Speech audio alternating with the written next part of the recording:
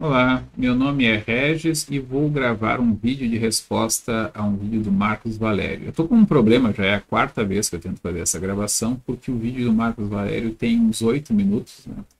E a minha tentativa mais breve, foi a anterior, levou 21 minutos. Mas vamos lá.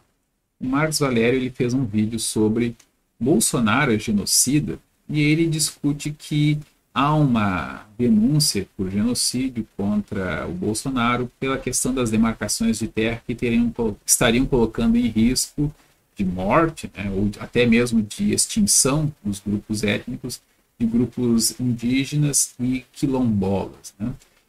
Esse tipo de acusação é muito específica e acho que não cola muito, né?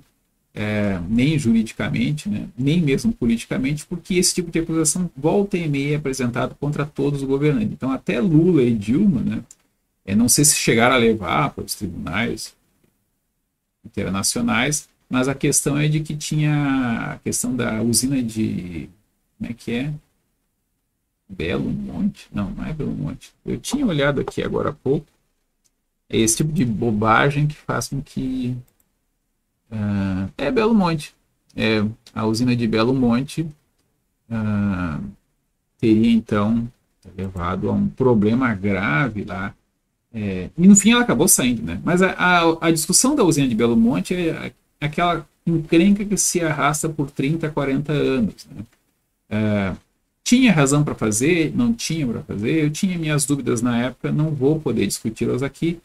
Grosso modo, a ideia era a seguinte: só a usina de Belo Monte não se justificava muito. Aquela ideia de usina sem reservatório de água, sem lago, né? Teria um menor impacto ambiental, mas ficaria meio liga e desliga conforme o fluxo de águas, que é sabidamente baixo. Então precisaria ter várias usinas ao longo do fluxo de água para ela ser efetiva. Aí já foi uma novela para provar a primeira, a gente vai conseguir quando, né? Hoje a gente vai utilizar a construção dessa para justificar as demais. Enfim, não acredito que Lula e Dilma sejam genocidas por conta disso. Também não acredito que o Bolsonaro seja genocida por ter uma posição mais flexível em relação a essas demarcações.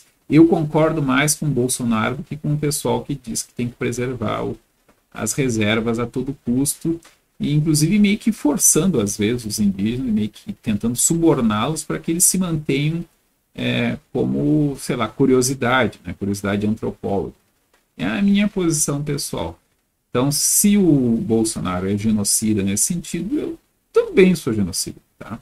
E aí vão me condenar moralmente, vão me condenar juridicamente.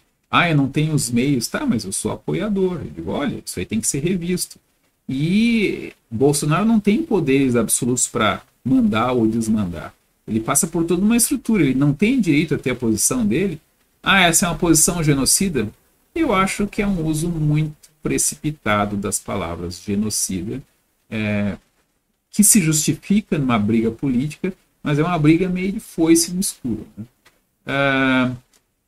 Aí o Marcos Valério também levanta a questão de que, independente dessa questão que é mais complicada aí do genocídio, né, que teria que dar uma afrouxada no sentido, e aí já meio que perde o sentido, porque se é uma acusação de crime, tem que ser relativamente bastante preciso, bastante específica a conduta criminalizada. Teria a questão de que ele várias vezes falou que vai ter que morrer muita gente na pandemia, porque não tem jeito, né? Principalmente idosos e pessoas com comorbidades vão ter que morrer muitas, né? Para que as pessoas possam trabalhar e a relação entre as pessoas terem as suas vidas preservadas e às vezes terem a possibilidade de trabalhar e estudar preservada, no final das contas vai ter que haver um prejuízo maior de um lado ou de outro. Aí eu me pergunto, né? A nossa opção, a opção argentina, a opção aqui no Rio Grande do Sul, de parar tudo, não tem aula. Né? A minha escola até tem aula, tem contato, nunca perdeu o contato, nem que fosse semanal no início, né? Com os alunos. A minha escola, né? Depois estabeleceu as aulas remotas via Google Meet. Né? É uma exceção. Muitos alunos, eu tenho relato aí, simplesmente não têm aula há aproximadamente um ano. Né? Foi dia 19 de março, 18 de março, 17 de março do ano passado, né, e se teve a última aula presencial no ensino médio aqui no Rio Grande do Sul. Eu trabalho no ensino médio. Isso é um absurdo completo. Não tem nenhuma... Nada me parece justificar esse grau de radicalidade, né, principalmente considerando o grau de letalidade da doença, que é baixo, né, de 0,3%. Né. Então, alguns professores teriam maior risco, algumas famílias, os idosos, aquela família correria mais risco se os alunos tivessem aulas presenciais. Sim, teriam. Né. Haveria como evitar? Haveria. Eu até já escrevi, olha, então, se é uma coisa grave, que justifica medidas extremas, então vai ter que organizar. Cada 5 famílias, né, pega os idosos com comorbidades dessas 5 famílias e colocam numa dessas casas. Né? E os outros que têm que trabalhar e estudar ficam nas outras. Os professores nem todos podem dar aula presencial. Ok, alguns vão fazer as aulas remotas, né? Vão mandar tarefas, etc, etc. Mas não todos. Né? Eu tenho 52 anos. Não sou nem grupo de risco e nem sou dos mais seguros, mas eu acho que seria razoável ocorrer esses riscos. Eu morava ano passado com a minha mãe, que tem 81 anos, ela continua com 81 anos. Seria um risco para ela, mas eu poderia manter um certo distanciamento. A casa onde a gente estava era grande, tinha mais de 100 metros quadrados, deve ficar bem longe um do outro. Né? Agora estamos em apartamentos diferentes, ainda que no mesmo prédio. Seria possível tomar cuidados em função dessa necessidade, que esse é um valor importante? Poderíamos. Né? Ter essa opinião me torna genocida? Penso que não. Né? Há alternativas que envolvam diminuir os riscos aqui, aumentar dali. Há uma necessidade de harmonizar alguns interesses com outros interesses. No vídeo do Marcos Valério, ele coloca que o interesse do Bolsonaro, quando é econômico, é só os grandes interesses. Eu discordo. Né? Entendo a posição até da dureza do discurso ali, meio que muito acelerado, muito intenso, né? Mas não é verdade. O Bolsonaro, ele é tosco, mas ele é um estatista, ele tem uma certa identificação com o público tosco, com o caminhoneiro, com o policial já na faixa dos 50 anos, que é uma geração diferente dos policiais que estão entrando, com os policiais jovens também, que tem bastante casca grossa ali no meio, né? É um pessoal que pensa daquele jeito, é uma identificação legítima, é uma forma de pensar que não é a minha nem a tua, mas é de muitos brasileiros, né? Brasileiros que têm legitimidade para ter as opiniões deles, as posições deles. Aqui eu estou até com uma caixinha aqui do Tabu, né? Então, não tem medicamento que promissor em relação ao tratamento, profilaxia até mesmo tratamento. Isso aqui é originalmente para vermes, isso aqui causa paralisia em vermes. Né? Depois se descobriu que também ajuda para um monte de outras coisas. Né? E lá pelas tantas a ONU, com meia dúzia, uns 20 estudos de baixa certeza e um estudo de média certeza, né, resolveu aprovar esse medicamento aqui para uma função diferente, que é para tratar de sarna em crianças. Foi indicado como um medicamento essencial. Eu fiz um vídeo sobre isso. E aí, atualmente tem mais estudos sobre a utilidade, a segurança e a eficácia desse medicamento para profilaxia e tratamento de Covid-19 do que havia para indicar ele para sarna. Agora vão ridicularizar o argumento dizendo que isso aqui é remédio para vermes e para piolho e para sarna. Isso não é um debate sério. Isso é um debate rasteiro, né? Então, esse tipo de... O Bolsonaro, ele cai no rasteiro? Cai. Ele vai dizer que todo mundo que tomou, ninguém pegou. Mentira. Isso aí é coisa de quem não entende como é que funciona o medicamento. Acho que isso não vale nem para penicilina, né? Nem nos primeiros anos em que ela foi usada, antes de alguém desenvolver alguma bactéria desenvolver resistência à penicilina, não valia nem para penicilina, né? Não é... Panaceias geralmente não ocorre. Ferver as pessoas mata 100% das bactérias, mas também mata a pessoa. Outra alternativa, mas não é disso que você está falando. Né? A opção que o Bolsonaro fez precisamos harmonizar a necessidade de preservar algumas pessoas com a necessidade da economia continuar, das pessoas trabalharem, das pessoas, principalmente que não são servidores públicos ou de empresas públicas, ou de grandes empresas que não vão nos demitir, possam manter o seu sustento, não dependendo, num primeiro momento, de ajuda do governo e depois, talvez, tendo que aguentar as consequências da inflação e tudo mais. Pessoas já morriam antes do Bolsonaro por falta de saneamento básico, que está relacionado com corrupção. Ou seja, se for acusar todo político que, sei lá, prejudica os números do país por alguma decisão certa ou errada, que deu errado, uma decisão certa que deu errado, uma decisão errada que deu errado, porque ela era para dar errado, tipo desvios de dinheiro, né? Não se escapa nenhum, né? Não tem ninguém para votar, e isso é meio que o discurso do qual ele é acusado, meio antipolítica, né? Ele vai ser o salvador da pátria. A gente tem que tomar cuidado ao criticar o Bolsonaro para não reforçar o cartaz de políticos tipo aquela coisa de americano, né? Like, tipo Bolsonaro. Não. O Bolsonaro é ruim, é péssimo, e que alternativa melhor a gente apresenta? Já me sacaneou lá no Facebook, né, dizendo que que não apresento nenhum argumento para justificar que Bolsonaro seria melhor que todos os outros. Eu não digo que ele é melhor que todos os outros, eu estou dizendo que o Bolsonaro é melhor até do que o cara que eu votei no primeiro turno. Talvez até tu concorde, porque eu votei no Amoedo, né? E tu acha que esse liberalismo é a pior coisa que tem.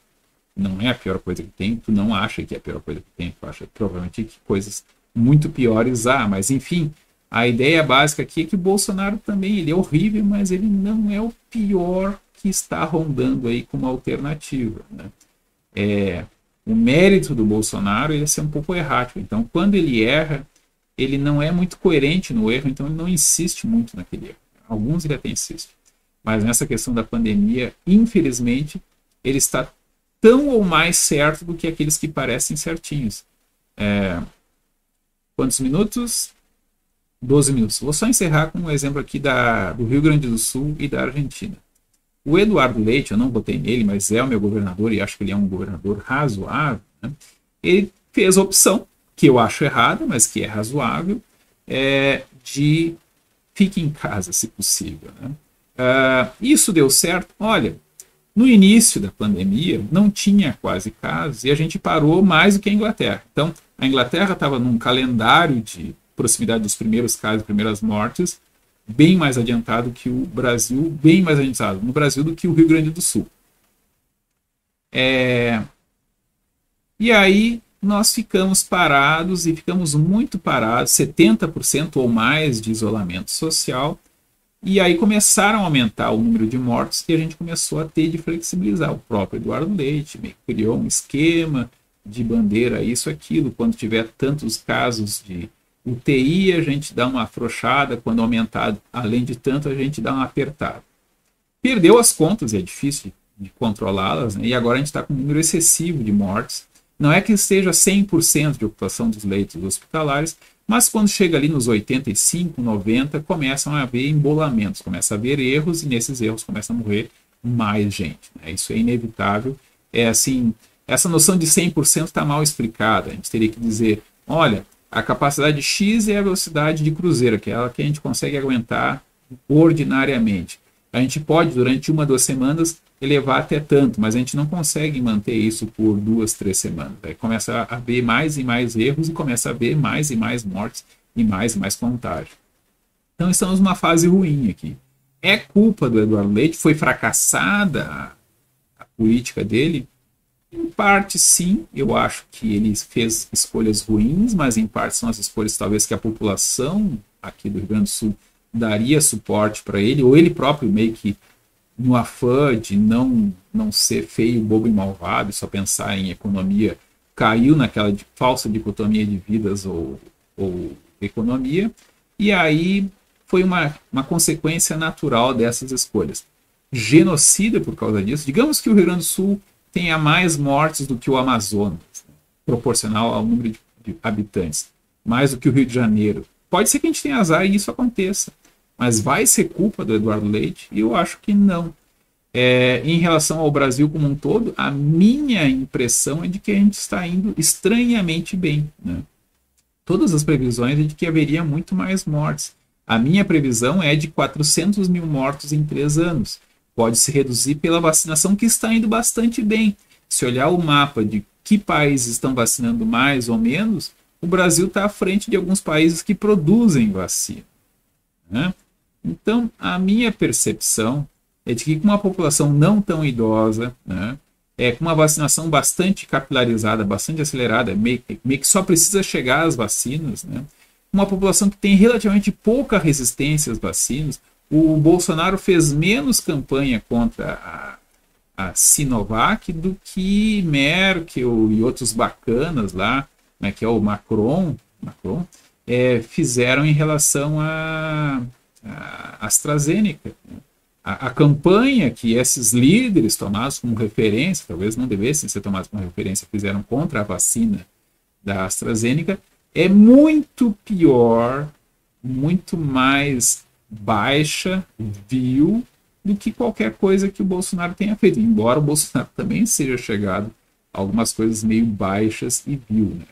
Ele está sempre lá achando que estão mirando na hemorroida dele, então acho que ele fica mirando na hemorroida dos outros, né?